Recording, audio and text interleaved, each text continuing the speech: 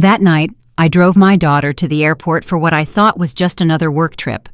Everything seemed normal until my grandson, who is only 7 years old, grabbed my hand tightly. His eyes, wide with panic, froze me in place. With a trembling voice, he whispered, "Grandma, don't let's go back to the house. I heard Mama planning something against us this morning. Please, believe me." In that instant, something inside me broke. Without asking any questions, I started the car and fled with him into the dark night. But before we continue, make sure you're already subscribed to the channel and write in the comments where you are watching this video from. We love to know how far our stories are traveling. My name is Ilara Bynum. I am 70 years old, and until that night, I thought I knew my daughter Candace like the back of my hand. I live with her and my grandson, Devin, ever since the death of my son-in-law, Reggie, 3 years ago. It was a car accident that left deep scars on all of us, especially on little Devin, who has since become an extremely observant and quiet child. That Thursday, we drove Candace to Hartsfield-Jackson Atlanta International Airport for a business trip to Chicago. She's a marketing manager at a big firm and travels frequently. We arrived early. The terminal was relatively empty, and the icy blast of the air conditioning made me hug my thin coat closer to my body. "It'll only be 3 days, Mama." Candace smiled as she adjusted her carry-on bag. "Take good care of Devin, and don't forget his medication." Devin, standing beside me, clutched his dinosaur backpack tightly, watching his mother with intense eyes. He's never been a boy of many words, but that night, he was even quieter than usual. "Everything will be fine, my love. We always make it work, don't we, Devin?" I tried to include my grandson in the conversation, but he just nodded silently. Candace crouched down in front of her son and smoothed the hair falling over his eyes. "Be good for Grandma. Go, Mama, I'll be back soon." She kissed him on the forehead, and Devin remained still, like a small statue. I watched my daughter with a swelling heart. Despite the hardships, she had become a strong, independent woman. After losing her husband, she threw herself into work with even greater determination, perhaps as a way to escape the pain. I admired her resilience, even if I noticed a certain emotional distance growing between us. "I have to go," she said, checking her watch. "Boarding starts in half an hour." We shared a brief hug, a mechanical embrace without much warmth, something that had become common between us lately. She kissed me on the cheek, grabbed her bag, and walked toward the gate. We watched her silhouette move away until she disappeared into the crowd. "Let's go, Devin. It's getting late," I said, taking my grandson's hand. We walked down the terminal corridor toward the parking garage. Devin didn't say a single word the whole way. His silence didn't worry me, it was just his way. Since his father's accident, he communicated more with looks and gestures than with words. The parking garage was poorly lit. Only a few yellow lamps cast shapeless shadows on the concrete floor. Few cars were parked at this hour. I pressed the alarm button and the lights of our old Chevy Impala blinked. I started walking toward the car, gently pulling Devin by the hand.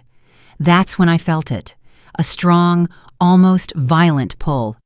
Devin had stopped suddenly and was gripping my wrist with such force that his small fingernails left marks on my wrinkled skin. I turned around confused. "What is it, sweetie?" I asked, bending down to his level. Devin's face was pale beneath the yellowish light of the pole. His eyes, always watchful, were now wide with pure terror. I had never seen such an expression on his little face. A chill ran down my spine.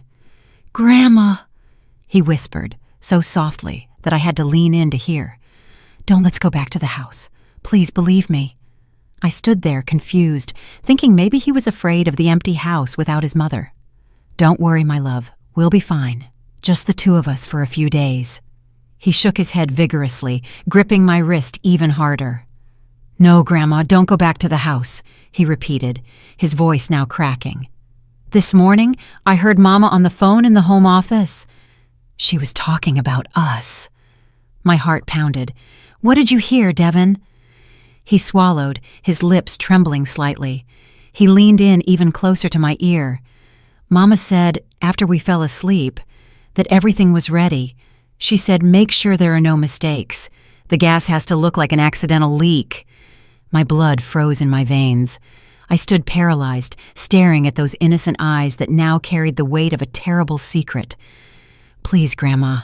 His voice was a shaky thread. "Believe me this time." That last sentence hit me like a slap. I remembered other times Devin had tried to warn me, when he said he saw his mother hiding papers in the office, when he mentioned she had spent all night messing with the kitchen pipes. I had always thought they were just stories from a child trying to get attention. My hands started shaking. I didn't want to believe it. It was impossible that Candace, my own daughter, could be plotting to kill us. But the terror in Devin's eyes was too real. "Okay, baby," I whispered, stroking his pale cheek. "I believe you. We're not going home tonight." The relief in his gaze was immediate and so profound that it dispelled any lingering doubt I might have had. He knew. Somehow, this 7-year-old child had uncovered a horrific plan. I stood up on shaky legs. My mind raced.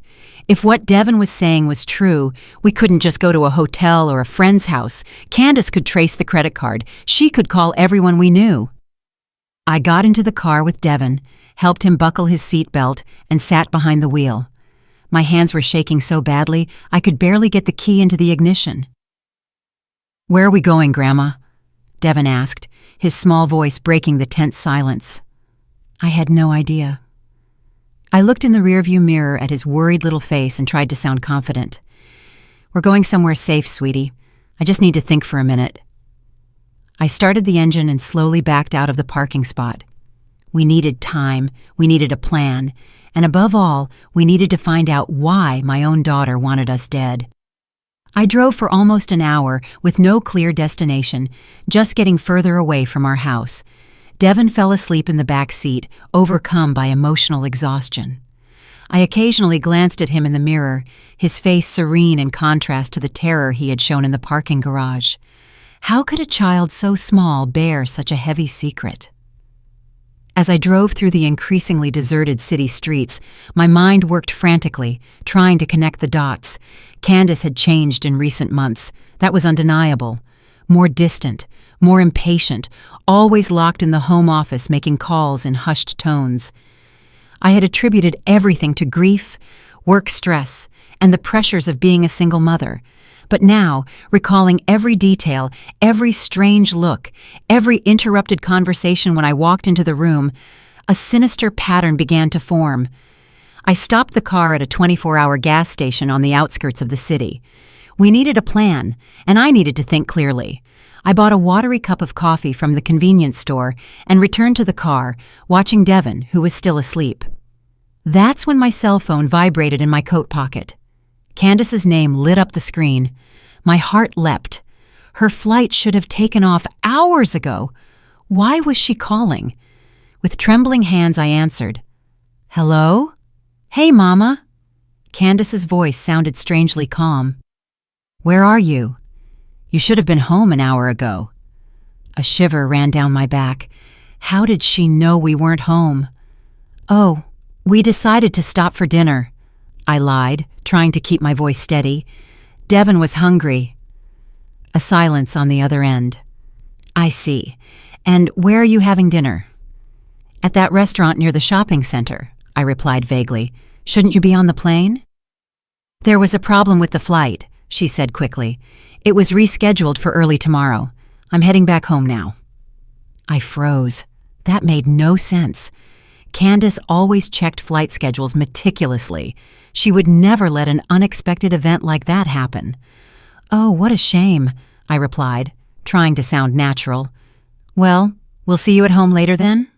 "Yes, of course," she said, her voice suddenly sweet. "Don't worry about rushing. Enjoy your dinner. I just wanted to make sure you were okay." I hung up and stared at the phone. It was a trap. She was checking to see if we had figured anything out. Maybe she had cameras at the house. Maybe she realized Devin had overheard her that morning. Devin stirred in the back seat, slowly opening his eyes. "Was that Mama?" he asked with a shrewdness that scared me. I nodded, unable to hide the truth from those perceptive eyes. "She said the flight was canceled. She's coming back home." Devin's eyes widened in terror. "She knows, Grandma. She knows we found out." I took a deep breath, trying to control the tremor in my hands.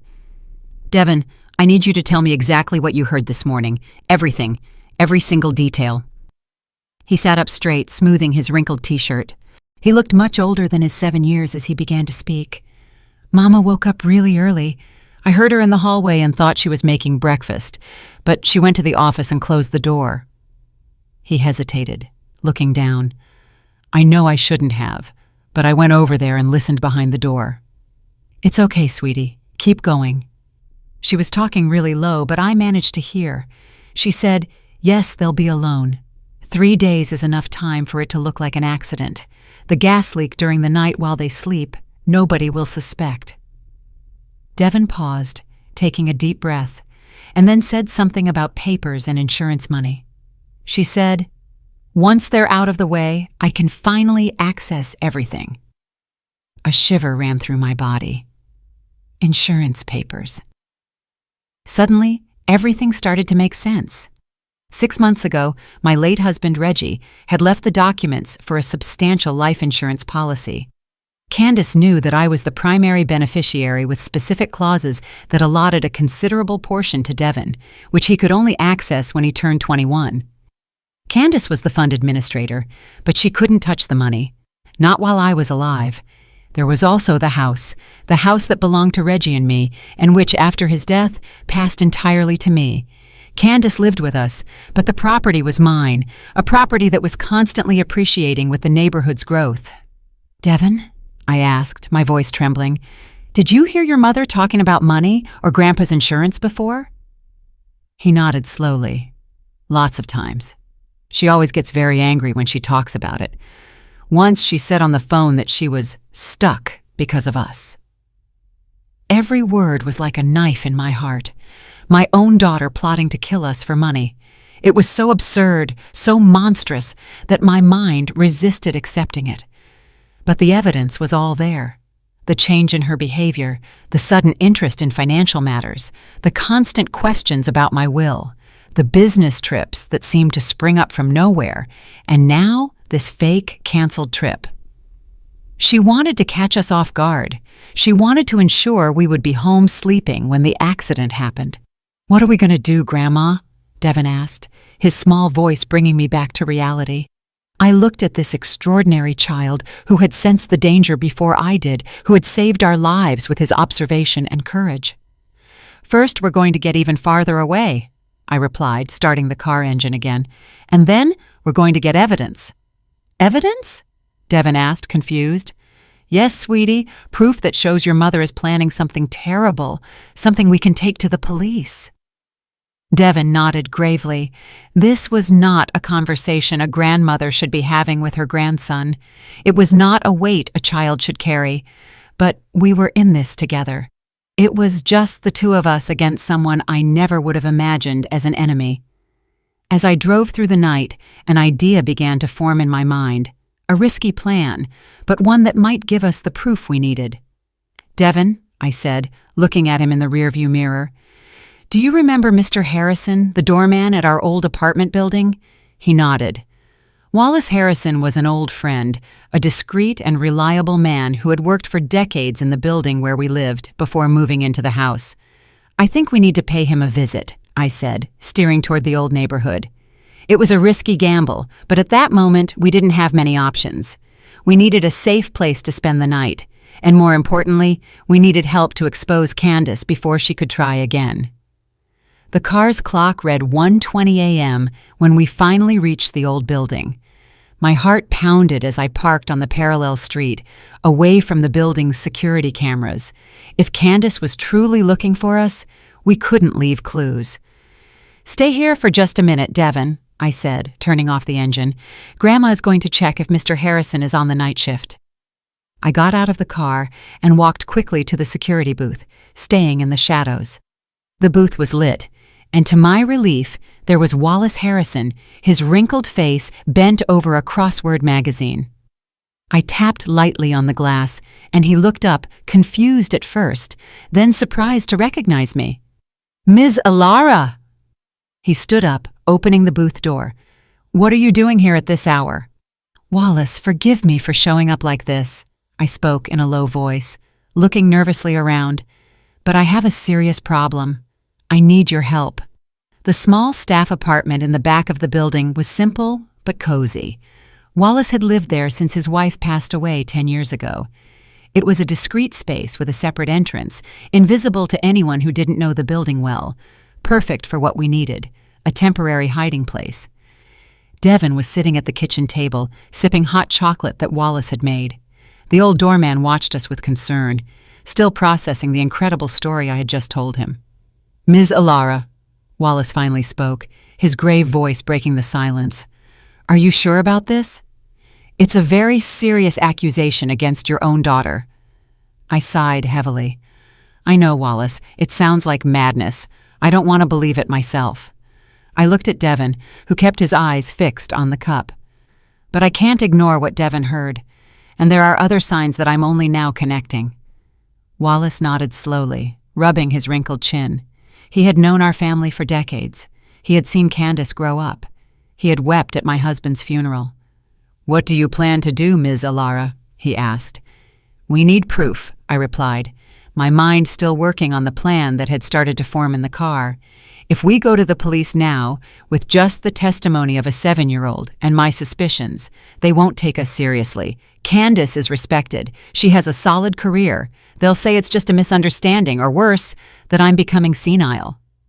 Wallace frowned but didn't disagree. He knew I was right.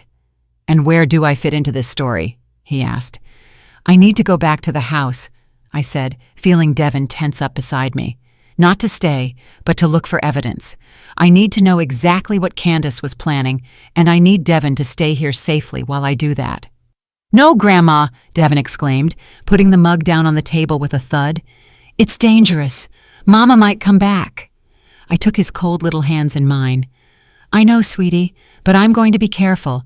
I'm just going to take a quick look in her office to see if I can find any clues. I'll be in and out before she realizes." Devin shook his head, tears glistening in his eyes. "I don't want you to go. I don't want to stay alone." "You won't be alone," I reassured him. "Mr. Harrison will stay with you, and I promise I'll be back soon." "You shouldn't go alone," Wallace intervened, worry evident on his face. "If what you say is true, it's too risky." "I don't have a choice," I replied. "If Candace finds out we know something, she can destroy any evidence, or worse, she might try something more direct." I shuddered at the possibilities. I need to act now, while she still believes we suspect nothing. Wallace sighed, running his hand through his gray hair. "At least let me drive you there. I'll wait in the car on the corner. If you don't come out in 20 minutes, I'm calling the police." I nodded. It was better than going completely alone. "I want to go too," Devin insisted.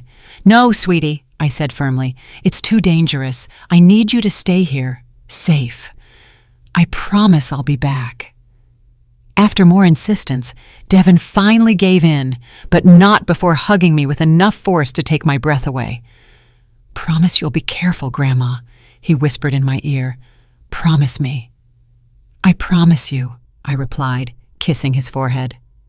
Wallace lent us an old burner phone, the kind without registration, so we could communicate without using my phone, which Candace might trace.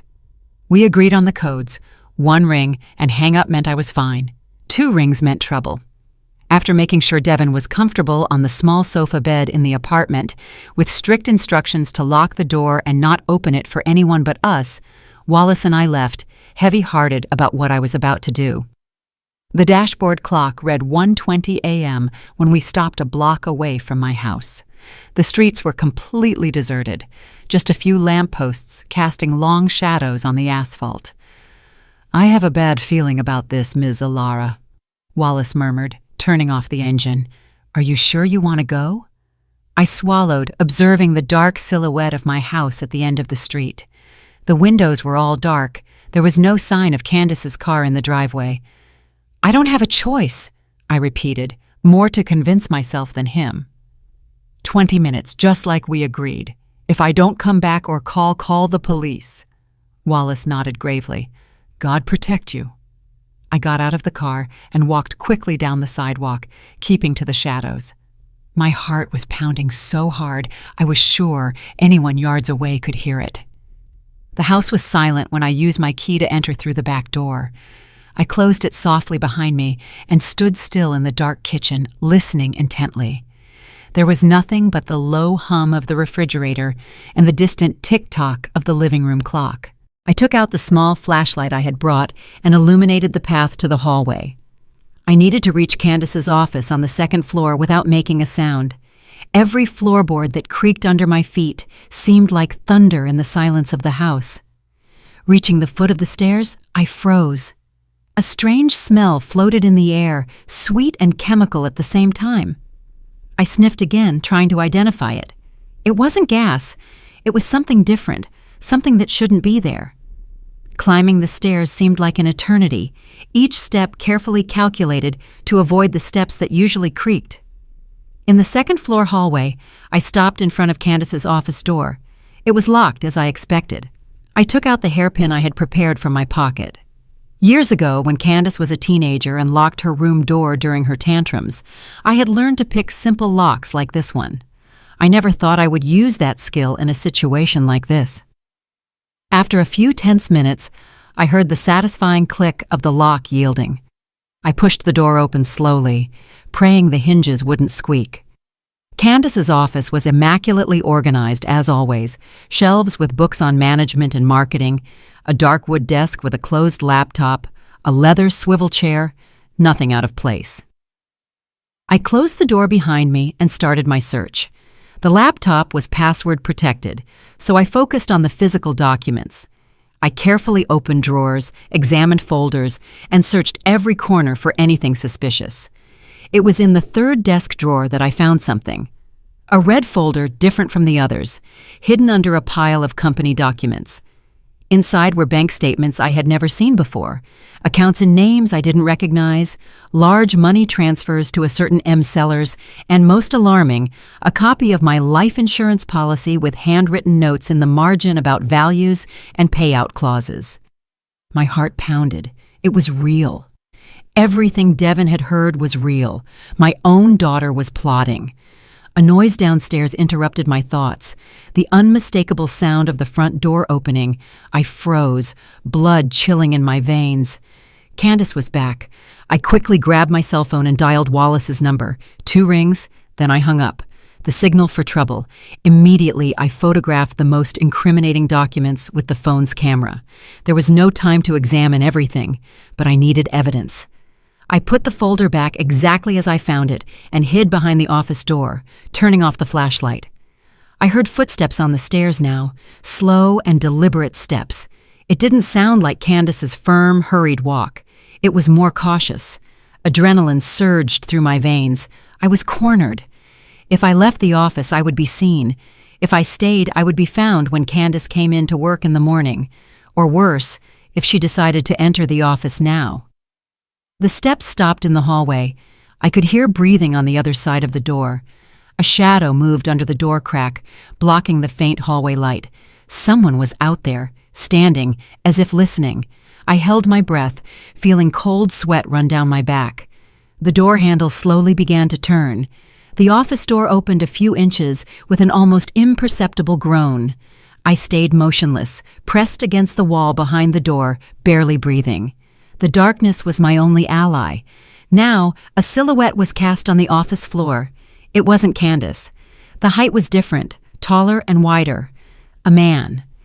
The shadow stood still for a few moments, as if whoever it was listening intently. Then Candace's voice came from downstairs, muffled by the distance. "Marcus, is everything clear up there?"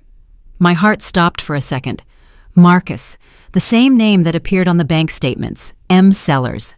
"Just checking," a deep male voice replied, only a few feet away from me.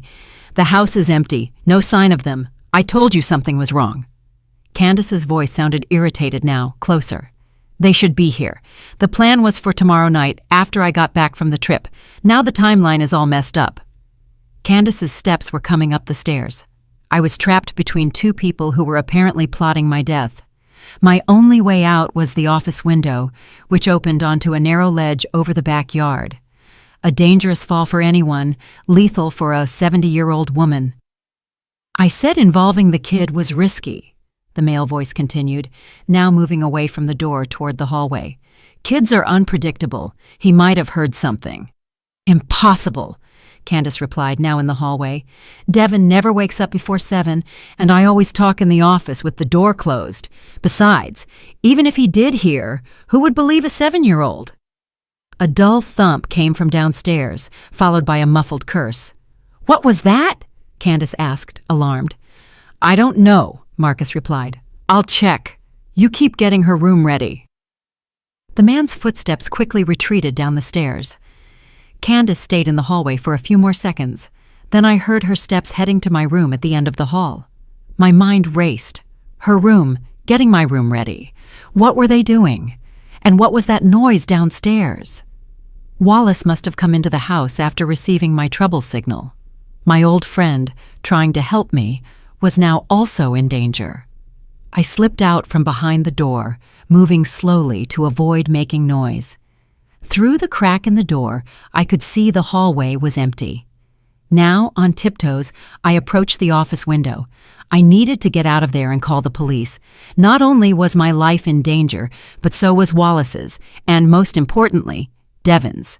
I opened the window with extreme care, avoiding any sound.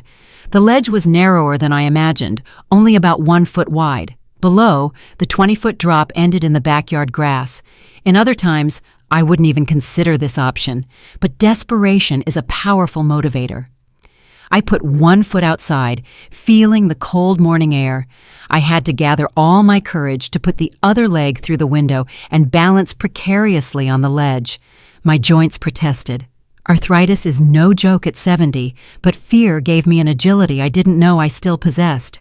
Suddenly, I heard agitated voices downstairs, a dull thud followed by a groan. My heart clenched as I recognized Wallace's voice. They had caught him.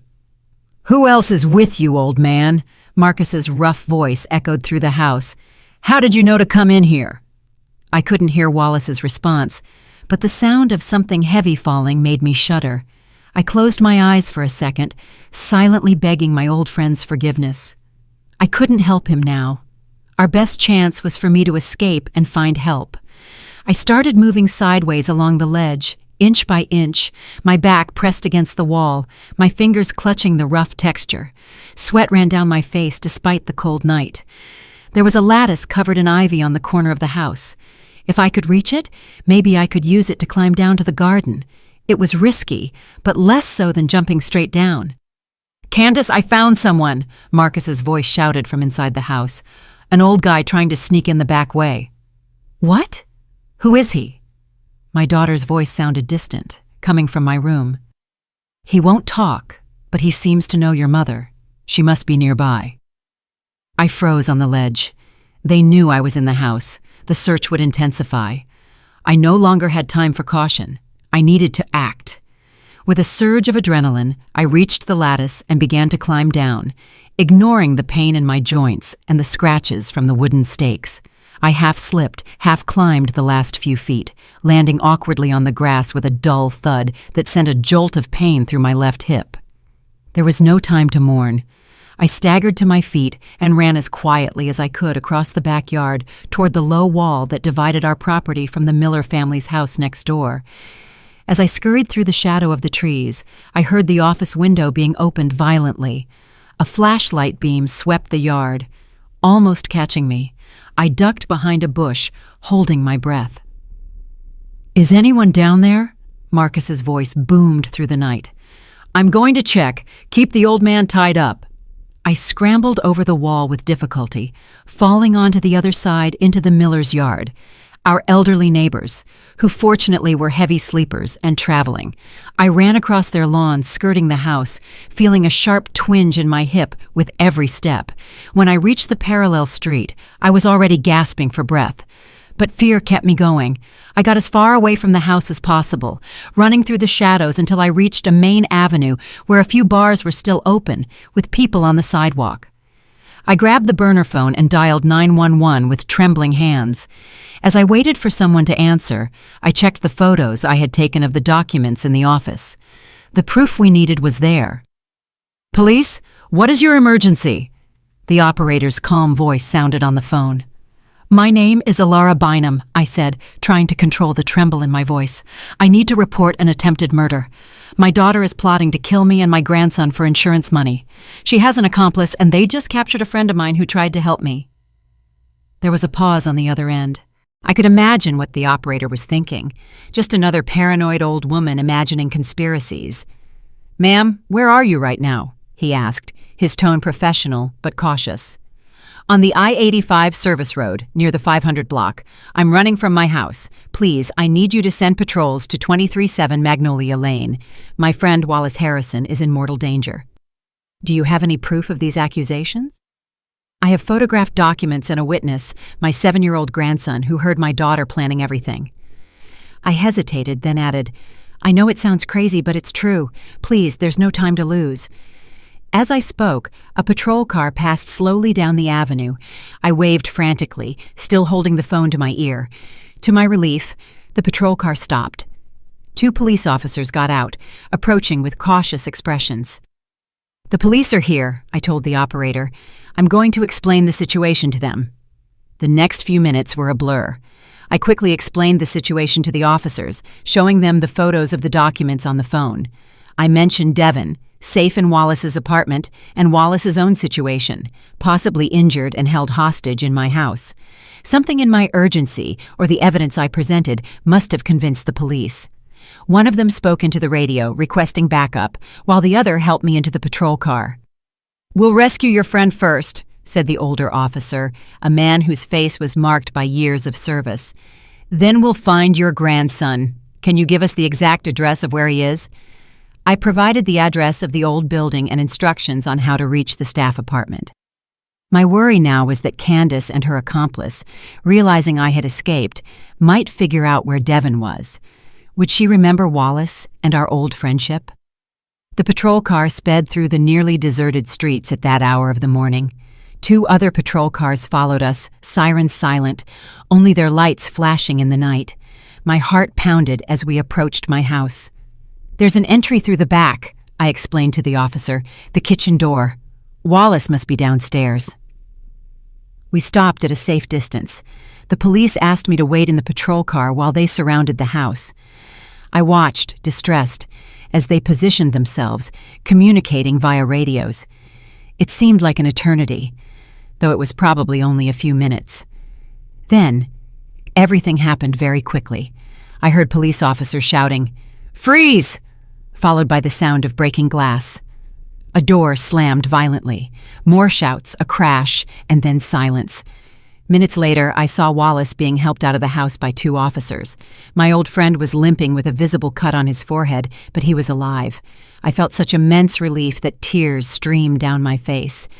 Immediately after, Marcus came out in handcuffs, escorted by 2 officers. He was a hefty man with tattoos on his arms and a furious expression on his face. I waited, heart pounding, for Candace, but she didn't appear. The older officer approached the patrol car where I was waiting. "The house is clear, ma'am, but your daughter isn't here. It seems she fled out the back when she realized we'd arrived." A chill ran down my spine. "Devon," I whispered, "we need to get to my grandson before she does." The patrol car sliced through the night at full speed, siren blaring. This time, I sat in the back seat, my hands twisting with anxiety. Beside me, Wallace, with a makeshift bandage on his forehead, seemed equally worried. "She didn't know where we were," he said, trying to calm me. "I didn't mention the apartment when they caught me." But I couldn't be calmed. A dark premonition was growing in my chest. Candace was smart. She knew my old friends, my old habits. If she remembered Wallace, she might deduce where to look. When we arrived at the old building, my heart almost stopped. The service door leading to the staff apartment was ajar. "Stay here," the officer ordered, drawing his weapon. But I couldn't obey. I jumped out of the patrol car and ran after him, ignoring the protests. Wallace followed me, limping. The hallway was dark and silent. The apartment door was closed, apparently untouched. The officer knocked 3 times. "Devon," I called, my voice trembling.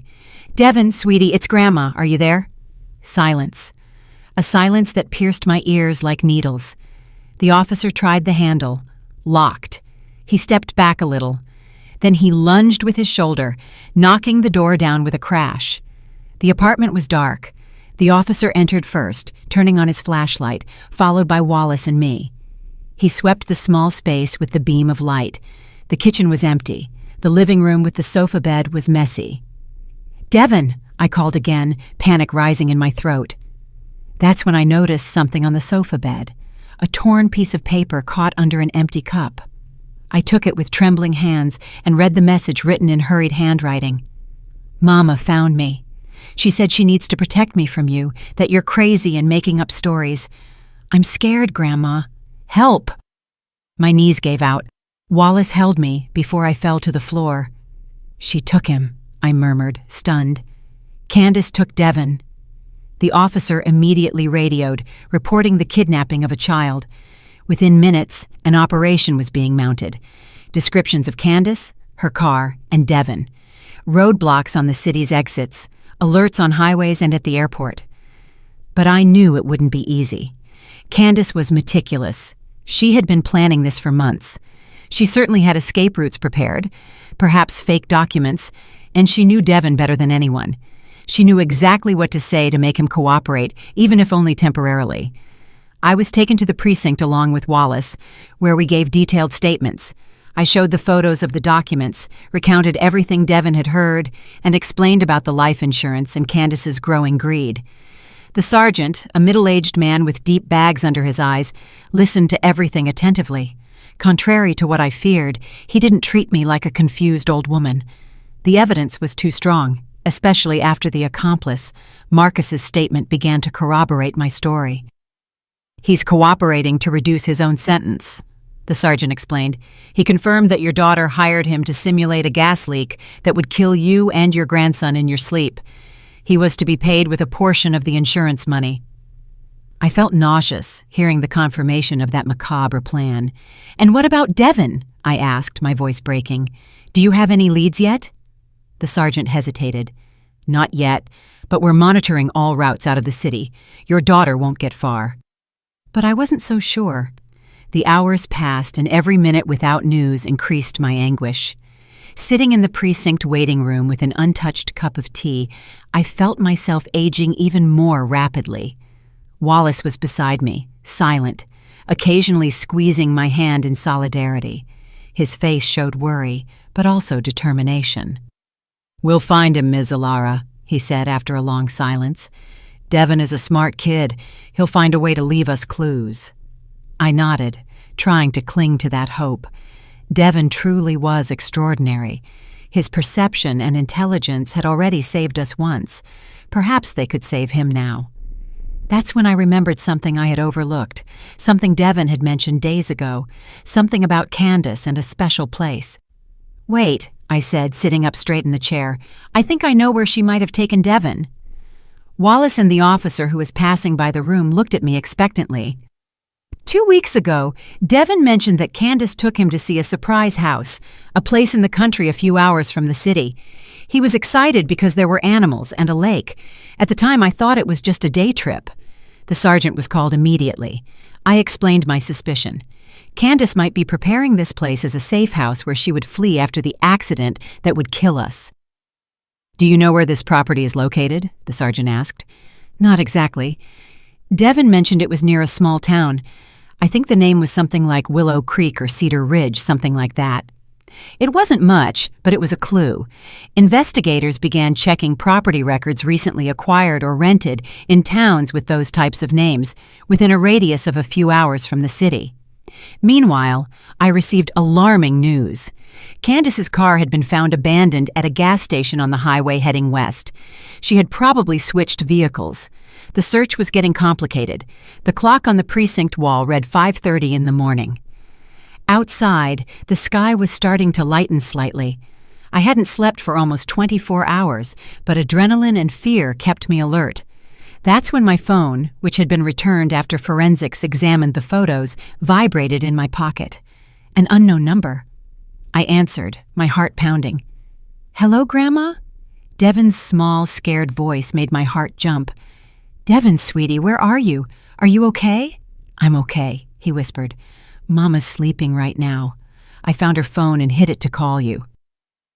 "You are so brave, my love," I said, trying to keep my voice calm as I frantically signaled to the sergeant, who quickly called a technician to trace the call. "Can you tell me where you are?" "It's a house in the country. It has a lake and lots of trees. We came by car, but it was a long drive, and I slept a little. When I woke up, we were already here. Do you see any sign? Any name nearby?" "I can't look out the window right now. Mama might wake up." His voice trembled. "She's different, Grandma. She says weird things. She says you want to hurt us." "Don't believe her, sweetie. I'm doing everything to find you." There was a silence, then a sound of movement. When Devin spoke again, his voice was even quieter. "There's a mailbox at the entrance. It says Riverwood Ranch, Highway 142. My heart pounded. It was the clue we needed. "Devin, you are amazing," I whispered. "Now listen closely. Find a safe place to hide. The police are on their way, but it might take a little while. You need to stay away from your mother. Do you understand?" "I understand. There's an old barn behind the house. I'm going to hide there." "That's it, sweetie. And Devin," I hesitated, feeling my throat tighten. "I love you so, so much. Everything is going to be all right." "I love you too, Grandma," he whispered, then in an even quieter tone. "She's moving. I have to hang up." The call dropped. I jumped to my feet, relaying the information to the sergeant. Within minutes, an operation was organized. The state highway heading west had several ranches and properties near Highway 142, but a place called Riverwood Ranch would be easy to locate. "You must stay here," the sergeant said as the officers prepared. "We'll go get your grandson and arrest your daughter." But I couldn't just wait. Devin was alone, facing the terror of discovering that his own mother was capable of harming him and his grandmother. He needed to see a familiar face when he was rescued. "I'm coming with you," I said in a tone that admitted no discussion. "I can wait in the patrol car, far from the danger, but I need to be there for Devin." After some resistance, the sergeant agreed on the condition that I remain a safe distance away until the situation was controlled. Wallace insisted on accompanying me despite his injuries. "I promised the boy I'd protect him," he simply said. And so, at the first light of dawn, we set off westward in a caravan of patrol cars. The sun was rising on the horizon, painting the sky with pink and golden hues that contrasted cruelly with the darkness in my heart. During the journey, I couldn't stop thinking about what had driven Candace to this point. My sweet girl whom I had cradled in my arms, whom I had watched take her first steps, say her first words. How had she transformed into someone capable of coldly plotting the death of her own mother and her own son? Money was certainly part of the answer, but there was something else, a coldness, a disconnection that I had watched grow over the years. Perhaps it began after my son-in-law's death, or perhaps the signs were there much earlier, and I, blinded by a mother's love, refused to see them.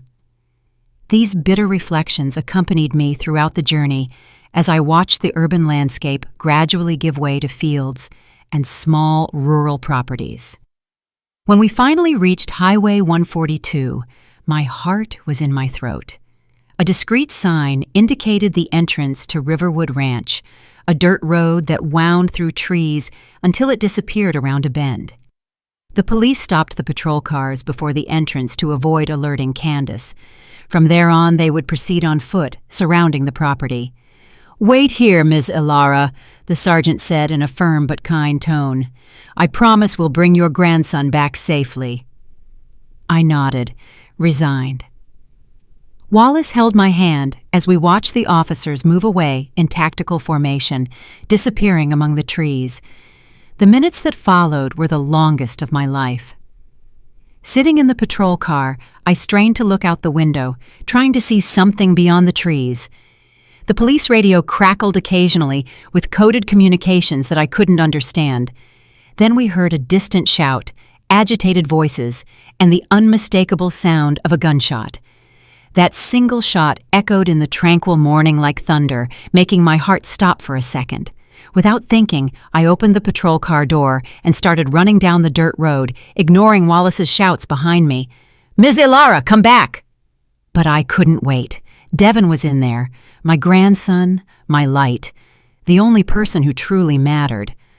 I ran, as I hadn't run in decades, ignoring the pain in my injured hip and my gasping breath. Age seemed to have vanished, driven by the adrenaline of fear. Wallace came limping behind me, trying to catch up. Rounding the bend in the road, I saw the house, a simple two-story structure with a wooden porch. About 100 yards behind it was an old barn, exactly as Devin had described. Police officers were positioned around the property, weapons drawn. There was movement on the porch. I squinted, trying to see better, and felt my blood run cold as I recognized Candace. She was pale, disheveled, almost unrecognizable in the fury that distorted her face. In one hand, she held something that gleamed under the morning sun, a gun. And with the other arm, she was holding Devin in front of her, like a human shield. "Nobody come closer!" she screamed, her voice cutting shrilly through the air. "Or I swear I'll shoot!" The sergeant was positioned a few yards from the porch, partially protected by a tree. "Miss Candace, drop the weapon and let the boy go," he spoke in a firm but calm tone. "There is no way out of here. The house is surrounded." "You don't understand," Candace shrieked, her voice cracking. "She stole everything from me. My father left that money for me, not for her. She never let me touch anything, always controlling, always dictating how I should live." I stood paralyzed a few feet away, hidden by the patrol car parked further up. Her words hit me like stabs. This is how she saw me, as a controller who deprived her of what was rightfully hers. Devin was pale, his eyes wide with terror, but strangely calm. His eyes scanned the surrounding area, as if looking for an escape route. Even in that extreme situation, my grandson maintained the presence of mind that characterized him. "Your father left the money for all of us," the sergeant replied, trying to buy time. "I'm sure we can resolve this without anyone getting hurt." "Lie!" Candace tightened her arm around Devin. "She manipulated the will. She always manipulated everything, and now she's making me look crazy, making up stories that I want to kill her." Wallace finally reached me gasping. He grabbed my arm, preventing me from advancing further. "Don't expose yourself," he whispered. "The police know what they're doing." But I couldn't stand still. With every second that passed, the situation seemed more volatile. Candace was visibly unstable, her eyes wide and wild, the hand holding the gun trembling slightly. That's when I noticed Devin looking directly toward the barn behind the house. His eyes darted back and forth as if trying to communicate something to me.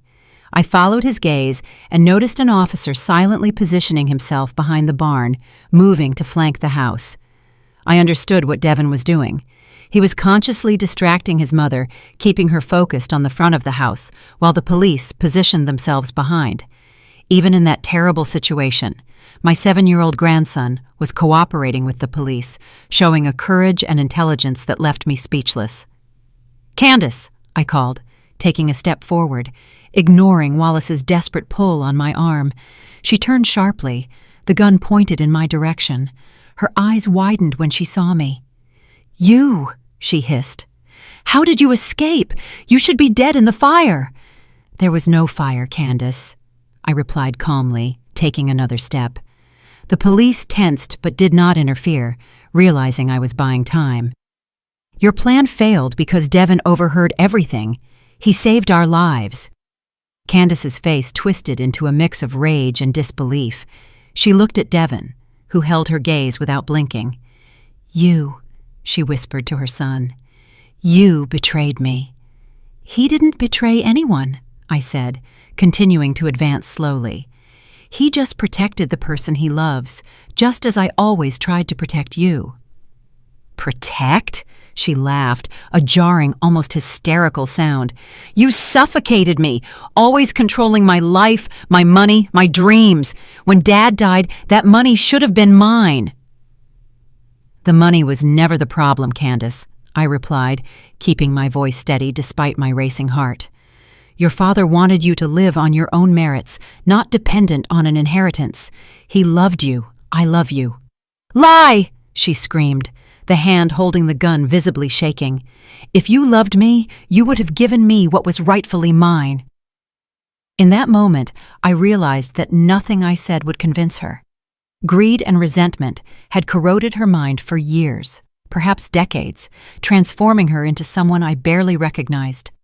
"Let Devin go," I pleaded, now only a few feet from the porch. "He has nothing to do with this. It's between you and me." I saw a flash of something, hesitation, perhaps even guilt, cross Candace's face. For a brief moment, it seemed she considered my plea. It was in that instant that Devin acted. With a quick movement that took everyone by surprise, he bit the arm holding him and lunged sideways, rolling off the porch. Everything happened in a matter of seconds. Candace screamed in pain. The gun fired, the shot going wild into the air, and police officers advanced from every direction. I ran the last few feet to the porch, ignoring the police officers' shouts to stand clear. All I could see was Devin, huddled next to the railing, trembling. I reached him at the same moment the police officers tackled Candace, forcing her to the ground and handcuffing her. She screamed and struggled, unrecognizable in her fury. I hugged Devin with all the strength I had left, feeling his small body tremble against mine. He was alive. He was safe. "Grandma," he whispered, clinging to me. "You came." "I will always come, my love," I replied, tears finally rolling freely. "Always." Over Devin's shoulder, my eyes met Candace's as she was led away by the officers. For a moment, mother and daughter looked at each other across the insurmountable chasm that now separated us. There was no longer rage in her eyes, only a desolate emptiness.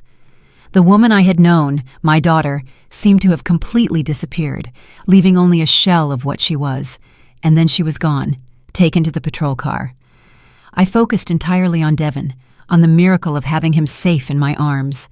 The sun now shone high in the sky, illuminating my grandson's tear-streaked face. I ran my hand through his hair, amazed by his courage. "How did you know she was planning that?" I asked softly, when we were sitting in the ambulance that had arrived to check us. "How did you manage to figure out her plan?" Devin bit his lower lip, thoughtful. "I always wake up early, Grandma. Mama thinks I sleep in, but I actually just stay still in bed, thinking." I smiled, stroking his face, so observant, so attentive to everything. "That morning, I heard her on the phone," he continued. "She was talking differently, like she was mad but trying not to show it.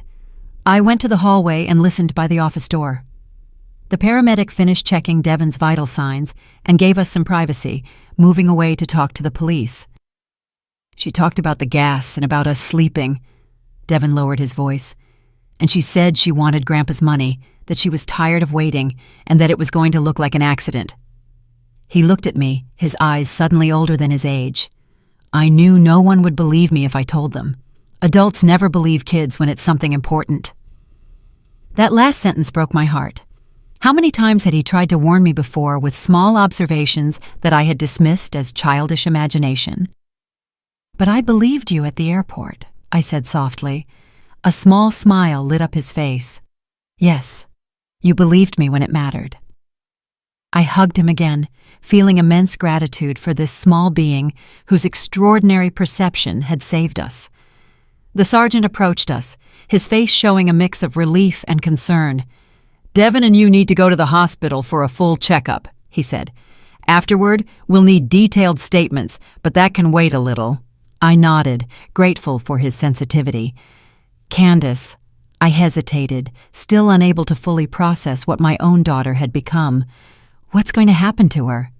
"She'll face serious charges," the sergeant replied, keeping his voice low so Devin wouldn't hear all the details. "Attempted aggravated murder, kidnapping a minor, illegal possession of a firearm, among others. With the accomplice's testimony and the evidence you collected, the case is quite solid." A profound sadness engulfed me. Not for the Candace of now, the person who pointed a gun at me and used her own son as a shield, but for the girl she had been, for the daughter I had raised with so much love. "Can I see her before they take her away?" I asked, surprising even myself. The sergeant hesitated, assessing my state. "Are you sure?" "I'm sure," I replied firmly. "I need that closure." He nodded slowly. "I'll check, but it will be brief and supervised." I turned to Devon, who was observing our conversation intently. "Sweetie, I need to talk to your mother for a minute. Will you be okay here with Mr. Harrison?" Devon hesitated, a flash of fear crossing his face. "She's not going to hurt you again?" "No," I reassured him. "There are police everywhere. We're safe now." Wallace, who had remained discreetly by our side the whole time, stepped forward. "We'll be just fine here, champ. Your grandma will be right back." Devon nodded reluctantly, letting me walk away. The sergeant led me to one of the patrol cars parked in the shade of a tree. Candace was sitting in the back seat, hands cuffed, her gaze lost in space. When I approached, her eyes slowly focused on me. There was no longer fury in them, just an immense weariness and something that seemed, for an instant, like shame. "Can I talk to her?" I asked the officer guarding her. He nodded, opening the car door but remaining watchful beside me. "Candace," I said, my voice firmer than I expected. "Why?" She held my gaze for a few seconds before lowering it to the floor. "You would never understand," she murmured. "Try to explain," I insisted. "I owe it to Devon. I need to understand how you could plan to kill your own child." A spasm of pain crossed her face. I wasn't going to—" She hesitated, as if realizing the absurdity of what she was about to say. "At first, it was just about you, the insurance money, the house. I was drowning in debt, Mama, more than you could imagine, and Devon—" She swallowed. "Marcus said we needed to include him, that 2 deaths from a gas leak would be more believable than 1, that if only you died, the police would immediately suspect me." Her voice failed. I tried to argue that we could just send him away to boarding school, something like that, but Marcus insisted it was all or nothing. "And you agreed," I said, not as a question, but as a painful realization. Candace didn't respond. Her silence was more damning than any confession. "Do you realize what you did? What you almost did?" My voice now trembled with contained emotion. "Devon is going to grow up knowing his own mother plotted his death for money. What kind of scar will that leave on him?" Tears began to stream down Candace's face, tears I couldn't tell if they were of genuine remorse or just self-pity. "I wasn't thinking clearly," she whispered. "The debt, the pressure, it seemed like the only way out." "There is always another way out," I replied. "You could have told me about the debt. We could have sold the house, used part of the insurance money legally. I would have helped you." "You would have controlled me, just like you always did," she retorted, a flash of the old bitterness returning. "You would have dictated how and when I could use the money." I sighed, realizing it was useless. The distorted version Candace had of me, of our relationship, was deeply rooted in her mind. Perhaps it had always been there, growing silently while I believed we were close. "You're going to need help, Candace," I finally said. "Not just lawyers, but doctors. There's something broken inside you that money could never fix." She looked at me, her face a mask of defeat. "And Devon?" "Devon will stay with me," I replied firmly. "I will do everything in my power to help him overcome this, to help him understand that what you did does not define who he is." Candace nodded slowly, as if that was expected. "You'll be a good mother to him," she said softly. "Better than I ever could be." It was the closest thing to an admission of conscience I would see from her that day. The officer indicated that our time was up. I stood up, feeling strangely lighter, as if a weight had been lifted from my shoulders. "Goodbye, Candace," I said, looking one last time at the woman my daughter had become. "I hope you find peace someday." I turned my back and walked toward Devon and Wallace, who were waiting for me by the ambulance. I didn't look back as the patrol car drove away, carrying Candace to a future of trials, sentencing, and, I hoped, treatment. Devon ran toward me as soon as he saw me, hugging my legs. "Are you okay, Grandma?" I crouched down, meeting his eyes. "I am, sweetie. Are you?" He nodded gravely. "I'm sad, but relieved. It's weird to feel both at the same time."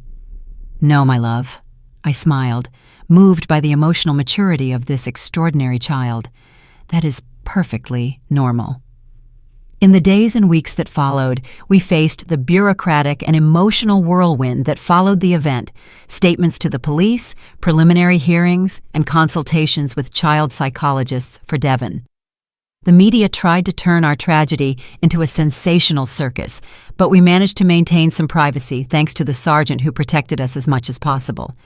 Candace was formally charged and was awaiting trial in pretrial detention. Her accomplice, Marcus, made a plea bargain, providing details that only solidified the case against her. Preliminary psychiatric evaluations suggested a severe personality disorder exacerbated by financial problems and long-standing resentments. Devon and I temporarily moved into Wallace's apartment until we could find a new house, a fresh start away from the grim memories of the old residence. Devon's therapist said he was adjusting surprisingly well, considering the trauma. His resilience was remarkable, although there were nights when he woke up screaming, haunted by nightmares. On one of those nights, as I calmed him after a particularly bad dream, Devon asked me the question I knew would eventually come. "Grandma," he said, his voice small in the dark room, "why did Mama want to hurt us? Didn't she love us?" I sat on the edge of his bed, searching for the right words, how to explain something so complex and painful to a 7-year-old. "Devon," I began slowly, "your mama is sick, not like when someone has the flu or a stomachache. It's an illness that affects how she thinks and feels. It makes her see the world in a distorted way." He absorbed this in silence, his eyes reflecting the weak light of the nightlight. "She did love us," I continued, "in her own way, but that sickness made her make terrible decisions that healthy people wouldn't make." "Is she going to get better someday?" he asked, his hopeful voice breaking my heart. "I don't know, sweetie," I answered honestly. "Some people with that illness get better with treatment, others don't. What I do know is that you are safe now, and I love you more than anything in this world." Devon nodded, seeming to accept that explanation for now. "I love you too, Grandma," he said, hugging me. "Thank you for believing me." "I will always believe you," I promised, kissing his forehead. "Always." We stayed like that for a long time, embracing in the dim light, grandmother and grandson, united by a bond that betrayal and danger had strengthened instead of broken. Eventually, Devon fell asleep in my arms, his breathing becoming deep and steady. I watched his relaxed face in his sleep, marveling at his courage, his perception, his capacity to love despite everything. The day Devon pulled my arm in the dark airport parking lot, pleading for me not to go home, he didn't just save our lives. He taught me the most important lesson of my life: that sometimes the deepest truths come from the smallest voices, and that wisdom is not the privilege of age. I was 70 years old when I learned to truly listen, and thanks to that, I now had the chance to watch my grandson grow up, to help him overcome the trauma, to build a new life with him where trust and love could flourish again. As I watched him sleep, I made a silent promise that I would spend the rest of my days honoring the courage of that little angel who, with a simple plea, "Grandma, believe me," had changed everything. The road ahead would be long and sometimes painful. There would be more nightmares, more difficult questions, more tears. But there would also be laughter, discovery, and shared joy. And above all, there would be truth between us, the most solid foundation upon which to rebuild our lives. The sun was beginning to rise, sending the first golden rays through the blinds. A new day, a new beginning. I adjusted the blanket over Devon and, careful not to wake him, slipped quietly out of the room. In Wallace's small kitchen, I made a cup of coffee and sat at the table, watching the city wake up outside. I thought about all the mornings to come, all the days Devon and I would have together. I also thought about Candace, alone in her cell, confronting the consequences of her choices. The pain was still there. It probably always would be. But alongside it, something new was growing. Hope. Hope that one day, Devin could look back and see not only the betrayal that almost cost us our lives, but also the moment he found his voice and his courage.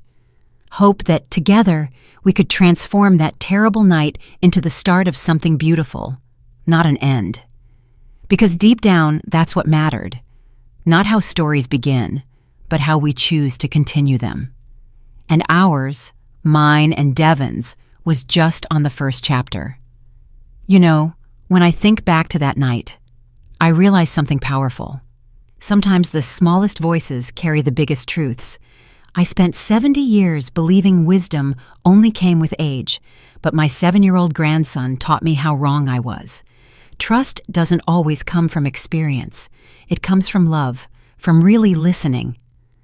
Life gave me a painful lesson, but also a second chance to rebuild, to love deeper, and to protect stronger. So if you ever doubt someone close to you, pause, listen, and look into their eyes. You might just find the truth waiting there. If you agree with me and liked my story, show it by sending a like to the video. Let's see how many we are. I'm curious. From which city and at what time are you listening to me? Write it in the comments. If you'd like to support my journey, you can send me a small donation. Thank you for listening and sharing your precious time with me.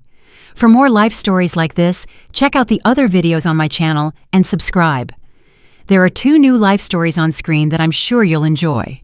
Click one to start listening now, love.